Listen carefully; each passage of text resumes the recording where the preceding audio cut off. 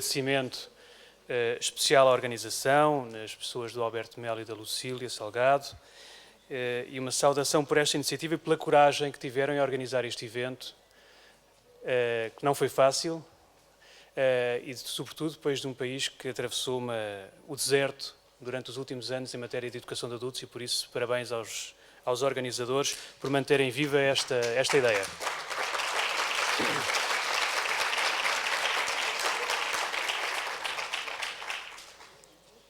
O tema que me foi pedido é para falar sobre os orçamentos participativos e a sua dimensão educativa.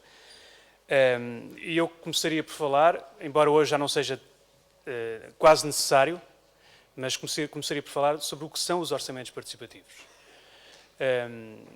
Quando começámos a trabalhar nesta matéria, na Associação INLOC há uns anos atrás, quase ninguém falava sobre o tema em Portugal e nessa altura sentíamos a necessidade de explicitar bem o que é um orçamento participativo, mas ainda assim de uma forma muito reduzida ou resumida, eu diria que um orçamento participativo é a possibilidade dos cidadãos decidirem uma parte do dinheiro público de uma autarquia.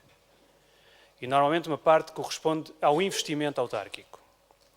E quando é que começaram estes processos? Em 89, ou antes disso, no sul do planeta, no Brasil, portanto no século passado, e têm-se desenvolvido por todos os continentes. Na atualidade temos cerca de 3.000 experiências identificadas em curso, em todo o mundo, com particular incidência na América Latina, em África, na Europa e mais recentemente na América do Norte.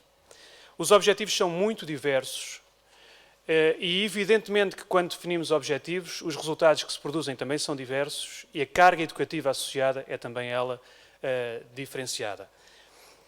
E podemos ter objetivos que se centram na modernização administrativa, na criação de uma maior proximidade entre a administração pública e a sociedade. Podemos ter objetivos que apontam para a utilização de dinheiro público no combate à pobreza e à exclusão, ou seja, que os orçamentos participativos são um instrumento para fazer chegar mais dinheiro público onde ele faz falta.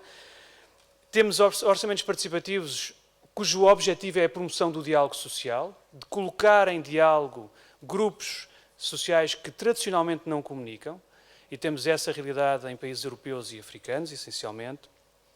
E em Portugal? Em Portugal temos uma história de, eu diria, aproximadamente 14 anos de orçamentos participativos. E, na atualidade, nós conseguimos identificar, durante este período, até à atualidade, aproximadamente 170 experiências de orçamento participativo em Portugal. No final do ano passado estavam em curso, processos ativos, 83, promovidos por câmaras municipais e juntas de freguesia. Ao longo destes 14 anos, os cidadãos portugueses que participaram nestes orçamentos participativos decidiram aproximadamente 72 milhões de euros.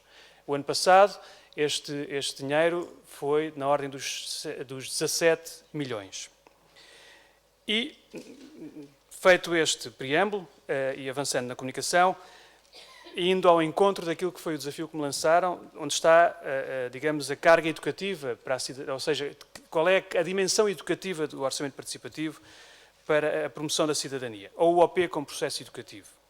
E aquilo que eu vou dizer de seguida, eu gostaria de chamar a atenção, que não é generalizável para todos os orçamentos participativos. O processo educativo associado ao OP depende, em larga medida, do contexto político, administrativo, social e cultural onde se desenvolve. E vou centrar a reflexão sobre a dimensão educativa do OP em dois grandes atores, a administração pública e a sociedade. O mesmo é dizer, os eleitos e técnicos de um lado e do outro, os cidadãos. E a primeira questão que eu gostaria de dizer é que estão todos a aprender, todos estão a aprender, que a democracia pode ser muito mais do que aquilo que nos têm mostrado. Muito mais do que um mero procedimento para a eleição de representantes políticos que nos governam. E eu acho que essa é uma evidência que o orçamento participativo tem trazido, à sua escala, como é evidente, mas que é possível ir além do consenso liberal, que traduziu a ideia da democracia como algo que era difícil de conciliar. Por um lado, promover a participação dos cidadãos, mas por outro, restringi-la aos atos eleitorais. E o OP, entre outros processos na sociedade portuguesa e por esse mundo fora, tem o mérito de dizer e de nos mostrar que é possível imaginar e praticar outras formas de democracia. E, sobretudo, no momento em que a democracia vive de altos contrastes. De um lado, ela é considerada o único regime político legítimo da atualidade ou da história, Mas, por outro, aumentam os sinais de contestação a esse mesmo regime e, sobretudo, em países de democracias representativas consolidadas. E porquê que aumentam esses sinais? Porque se verifica é um significativo mal-estar difuso que abrange diferentes quadrantes sociais e que se reflete de várias formas, e eu apontaria 3 delas. Grandes manifestações públicas, a que nos vamos habituando em muitos países, e normalmente fora dos partidos e fora das instituições, as elevadas taxas de abstenção eleitoral, aquilo que foi um direito histórico difícil de conquistar, que é o direito ao voto, é hoje negligenciado por uma grande maioria de pessoas, e no caso português ultrapassa os 50%, 60% em alguns atos eleitorais, dando a ideia de que aquilo que foi um direito histórico tão difícil de conquistar é hoje um falso poder. E é isso que leva muita gente a não votar, é que não acreditam no poder do seu voto. E também um terceiro sinal é a falta de confiança nas instituições, o que representa, em minha opinião, uma ruptura séria no regime democrático, porque o regime democrático assenta na delegação do poder através do voto e, portanto, na delegação do poder através da confiança. E quando a confiança está abalada no regime, evidentemente, em minha opinião, há uma ruptura no regime e ela não tem sido devidamente enfrentada e é uma dupla fratura. Não são apenas os cidadãos que desconfiam das instituições e da classe governativa e das instituições em geral, são também as instituições que não confiam na sociedade. E os eleitos tendencialmente olham para a sociedade de uma forma muito enviesada, apenas como grupos organizados que defendem interesses sectoriais, incapazes de pensar o bem coletivo. E estes elementos são muitas das vezes um entrave ao desenvolvimento dos processos participativos. E onde é que fica a educação para a cidadania no meio deste contexto? Eu diria que ela é uma das promessas não cumpridas do ideal democrático. A democracia representativa não aprofundou a educação para a cidadania. Ela gerou um processo de apatia política generalizada e vivemos muito mais uma democracia de eleitores do que uma democracia de cidadãos, e mesmo a de eleitores com elevadíssima abstenção.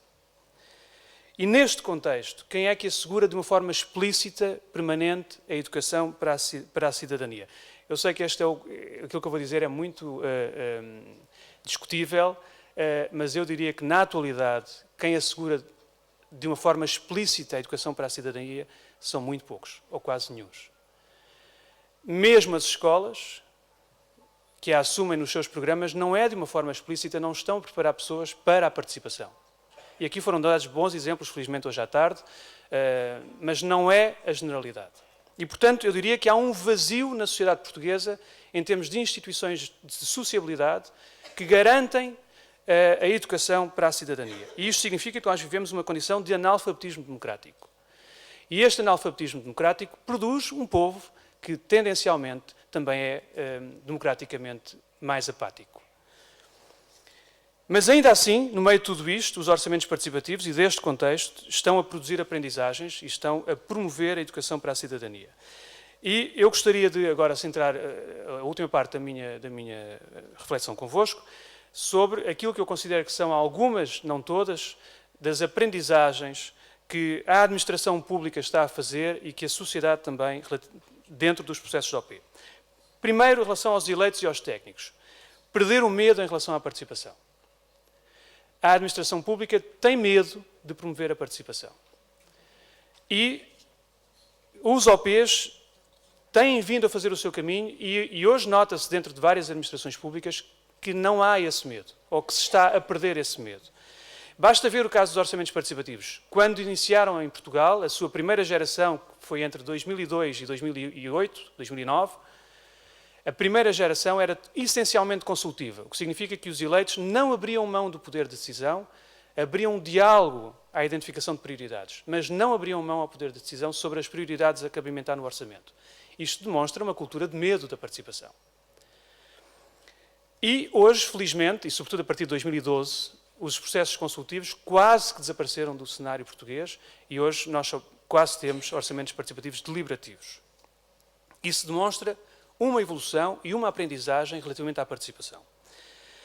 Também se tem perdido, do ponto de vista da administração, preconceitos e tem aprendido a confiar na sociedade. Como eu vos disse há pouco, tendencialmente do lado do poder, olha-se para a sociedade como grupos organizados, com interesses muito setorializados. E hoje eu creio que algumas administrações estão a começar a confiar na sociedade, descobrindo que nela também reside o bom senso capaz de decidir o bem coletivo. E este bem coletivo tem sido evidenciado em obras, investimentos públicos decididos por cidadãos. Obras que não eram prioridade dos programas eleitorais, nem dos programas governativos de muitos autarcas. E desse ponto de vista, os orçamentos participativos introduziram uma alteração de prioridades, à sua escala, evidentemente.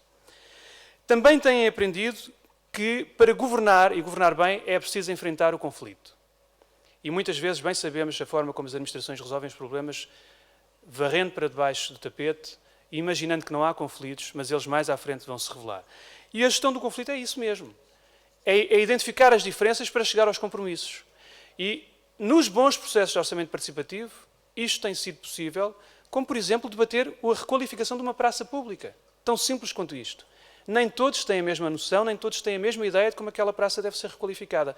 Mais vale fazer com participação, descobrindo e identificando onde estão os interesses divergentes e chegando a compromissos mais duradouros. E a administração pública também está a aprender a fazer isto. A reconhecer também, é outra aprendizagem, reconhecer que não sabem tudo. E que não conhecem todo o seu território, todas as suas potencialidades e necessidades. E que com a participação das pessoas conseguem muito mais frequentemente identificar onde estão necessidades que por vezes não chegam aos gabinetes. E potencialidades também. Têm aprendido também a compreender que partilhar poder não é perder poder. E que isso reforça a legitimidade de quem governa e reforça a legitimidade das instituições.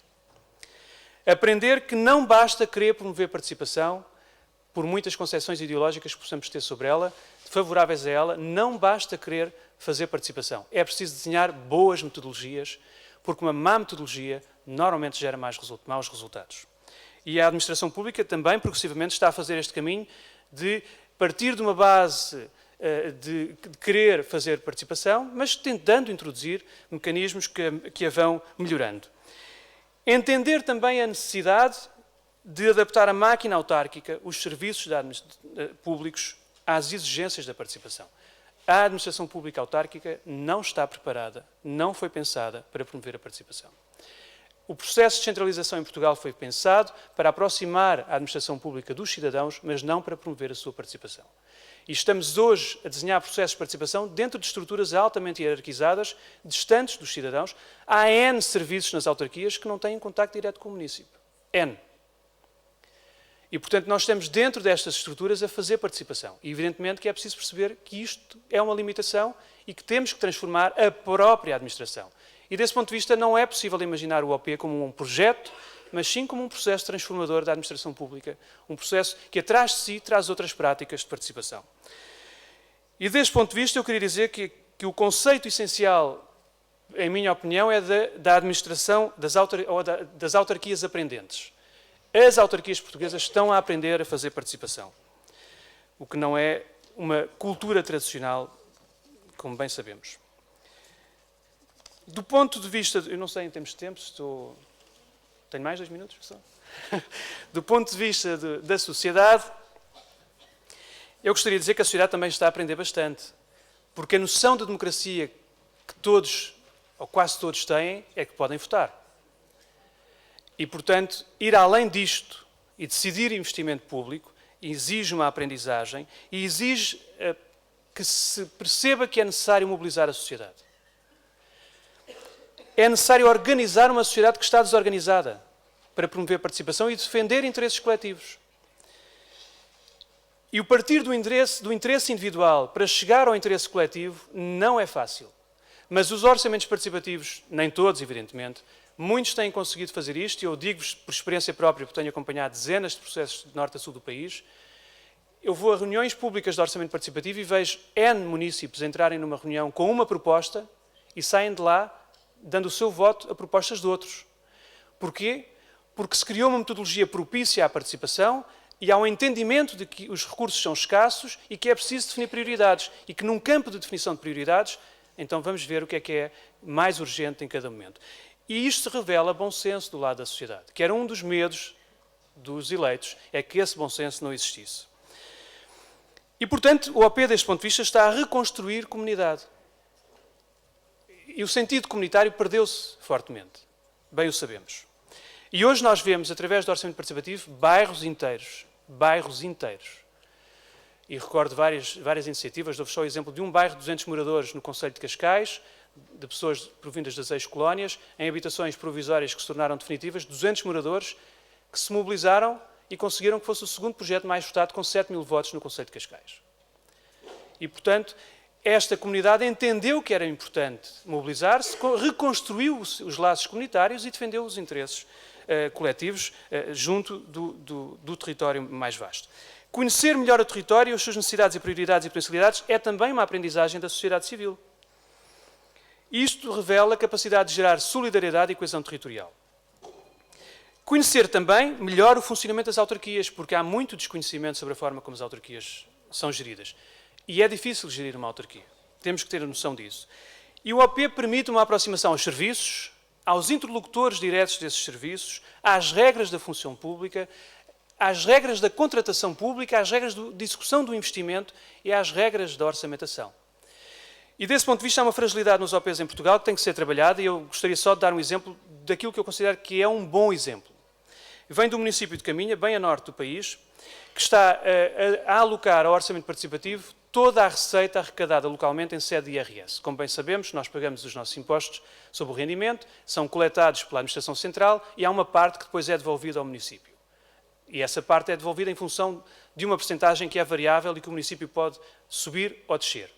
E aquilo que o município de Caminha fez foi, todo o dinheiro que é coletado em sede de IRS é esse mesmo que os municípios vão decidir.